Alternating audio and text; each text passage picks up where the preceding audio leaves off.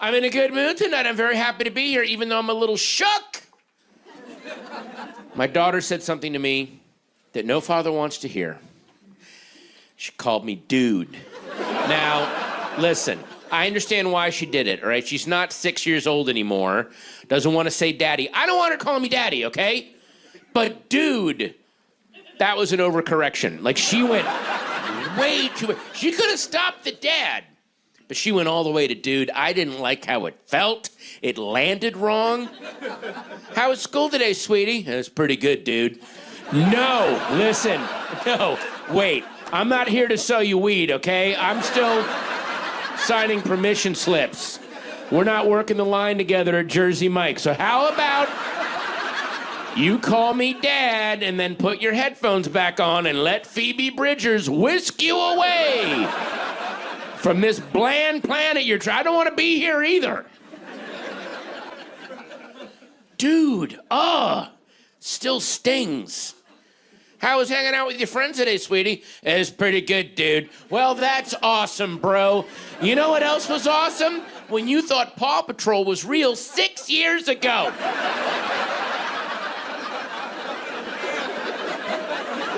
I mean, dude. Now I have a cat. Any cat owners? Yeah. I love my cat. I don't know if other cat owners have experienced this. Whenever I play with my cat, in the middle of playing, she'll stop and react to another presence that's in the room that she clearly sees and hears. And then she'll follow it across the room. And then at one point, I assume it vanishes because she goes back to playing with me like nothing happened. And it's fucking unnerving, all right? Because I'm brushing up against the netherworld. I have friends who go, I wish my kitty could talk. I don't. Because if my cat could talk, it would be three things. Annoying, and then terrifying, and then annoying again. That's all it would be all day. You know, I like that little chicken treat you gave me. I'll have another chicken treat. If you have another chicken treat, I'll eat another chicken treat. Demon just came in the room. It's walking across the room. It has a coyote head. Now the coyote head is splitting open. It's two baby heads. Now it's pointing at you. Now it's gone. Hey, you have another chicken treat? Those are good. No?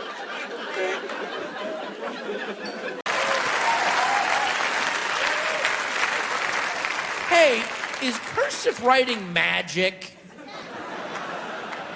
Does it have a magical quality? I'm just asking because it hit me the other day. Any contract I've ever signed for anything, for a car, for a home, there's that last page and there's the one line where it says, print your name, which is kind of labor intensive. And then the second line, sign your name. And it's not till you sign your name in cursive that the thing becomes official, which is the document's way of saying, put your name down in print, all right? Now, you won't own this house until you make that signature go, ooh.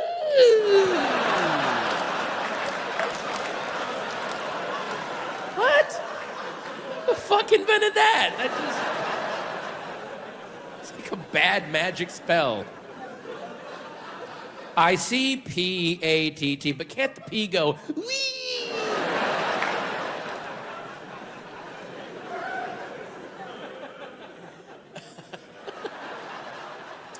Here's another sweatpants story for everybody, and I think you guys will...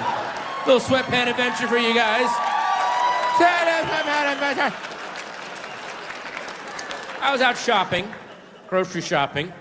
I'm in my sweatpants. I'm in my matching color T-shirt and flip-flops, ladies. So, got my crumbled up shopping list, and I'm staggering around. The hell I gotta buy? And our supermarket has a deli counter where you can walk up and they'll cut you up a pound of ham, turkey, cheese, anything you want. Cut it up fresh, boom, off you go. But then to save everybody time, they will pre-cut 1 pound things of ham, turkey, cheese, so you can walk up and go, I'll get 2 cheeses, I'll get a ham, and boom, you're on your way. So I'm staggering up to the counter with my list, and I vaguely see that the next guy in line is this morbidly obese guy, huge, and he's the next guy in line at the counter, and he's blocking part of the counter. And what I can't see is there's only one 1-pound thing of pre-cut ham in the ham bin. There's only one left. I can't see that. All I hear as I approach him is him say, "I want all the ham."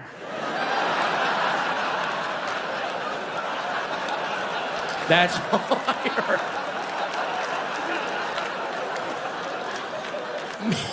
Meaning he just wants that one thing. But I immediately ran away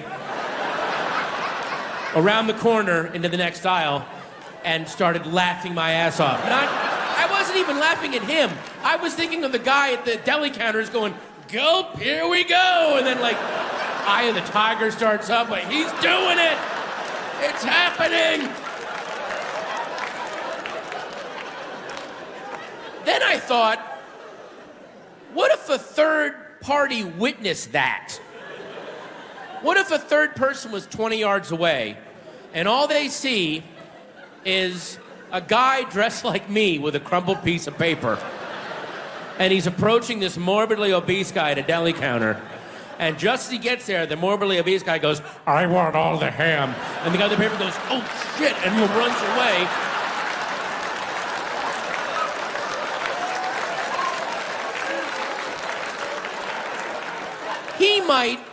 He might honestly believe that he just saw the future get doomed. Because obviously, the morbidly obese guy is destined to begin working out and become this cut, muscular warrior of the wasteland and save humanity from the robot lizards that have taken over in 40 years. And the few remaining humans have sent me, this emissary, back to read him the message and tell him of his destiny. But we have historical records. We know we have to get to him before he decides to commit ham suicide at the pavilions in Burbank, California. And I'm clearly woozy from the time tunnel, and I'm trying to get to him, and I'm almost there when he says, "I want all the ham." I'm like, oh God, we're doomed! We need to find another warrior! Look, I don't really have any current event stuff, or I don't have any Trump material is what I'm saying. What is the point at this point? What is the point? The people that hate Trump, hate him. The people that still like him, they're lost. So what happens if I do a bit that no one's gonna, oh, okay.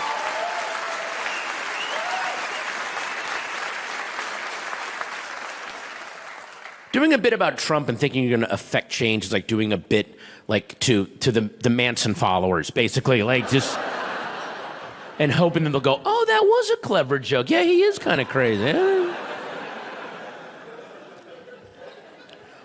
All my friends who told me, "Oh man, you comedians, if Trump gets elected, it's going to be Christmas every day for you guys." Let me tell you what it's like being a comedian while Trump is the president.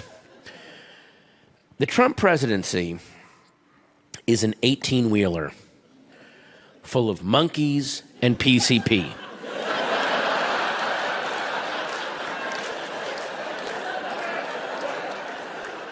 And it has crashed into a train full of diarrhea. And now there's diarrhea-covered monkeys on PCP running around. And everyone's watching it like, holy shit, look at this. And then you as a comedian walk up and go, "Hey, do you want to hear a joke I wrote about this?" You're like, "No, we're good, dude. I'm fine. I mean, Jesus, look at all this. You can take a break." Oh my God. Wow.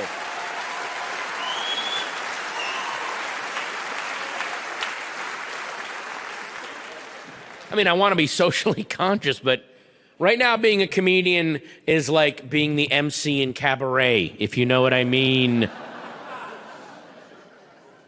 Not a lot of bright spots. Although I will say, for me, one of the bright spots for me is the whole hashtag Me Too movement. That is a big bright spot. And the reason is, well, actually, this shouldn't be the reason, but it is. It's because I'm the father of a daughter. Although it should be because I'm a fucking human being, but I'm still happy that it's happening. The one thing that's kind of shitty about Me Too for me is it's really put into perspective what an amateur perv I am. Like, I always thought that I was on the bleeding edge of depravity, and then I'm reading all these Me Too reports, and I'm just like, I'm just a fucking bowl of vanilla ice cream. Like, this is no toppings.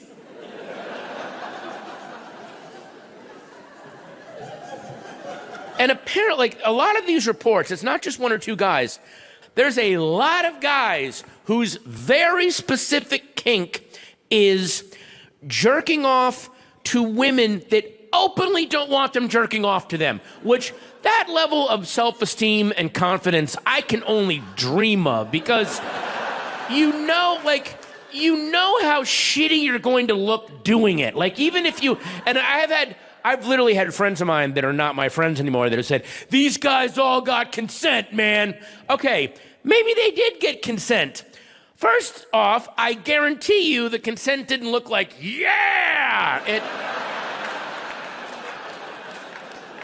If they got consent, it looked like, just make it quick, right? It'll be quick. You'll be done quick, right?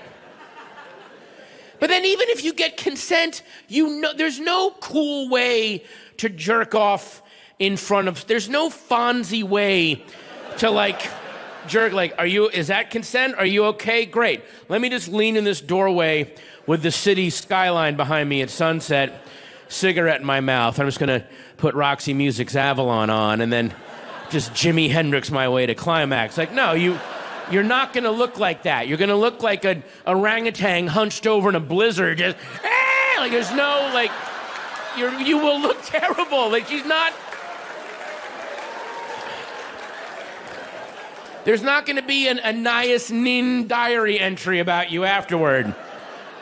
And then when I saw his cum dribble across his sad knuckles, I knew I had met my matador. Like, no, it's gonna be. But they go ahead and do it. What the fuck? I've been jerking off and I've caught myself in the mirror and gone, oh, fuck, I'm sorry.